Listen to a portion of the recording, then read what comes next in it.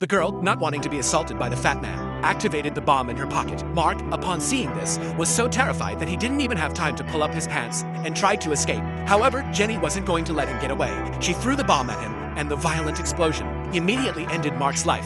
Jenny felt no guilt for Mark's death. She felt proud, knowing she had used a weapon to protect herself. At this moment, Jenny was no longer confused. She wanted to kill all the men, especially the men on this island. The next one she encountered, she would deal with one by one. But just then, another man appeared across the river. Jack had once been the 10th ranked player in the world. In the game, Jack was the legendary undefeated player, admired by thousands, and even got married in the virtual world. However, in the real world, Jack could only survive by relying on his parents' savings. One day, his mother urged him to find a job, and even tried to convince him to work at a relative's noodle shop. But Jack, frustrated, shouted at her to get out of the room. Jack, beyond saving, had his mother sign an agreement with a mysterious organization, and thus Jack was kidnapped and brought to a deserted island. When he woke up, he couldn't remember what had happened. There was no signal on his phone, and a strange gem was embedded in the back of his hand. Luckily, his body felt normal, and when he found his backpack and a strange satchel, he thought things might be okay. However, the jungle was full of insects, and he hurriedly ran out. But the worst part was, he realized he was stranded on a deserted island.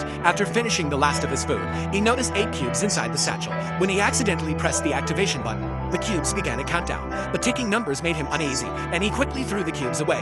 The next second, the cubes exploded violently. Jack finally understood what the cubes were. At this moment, a figure appeared in the distance. He rushed to call for help, but the person pulled out a bomb. Unprepared, Jack was blasted to the ground. In his panic, Jack couldn't think straight because Hans was already chasing him with a bomb. Jack had no choice but to grab something and run for his life. He didn't even understand why Hans was trying to kill him. Though Hans was confused by Jack's lack of retaliation, when Jack raised his hands in surrender, Hans still chose to blow him up. The impact and smoke from the bomb made Jack vanish from Hans' sight.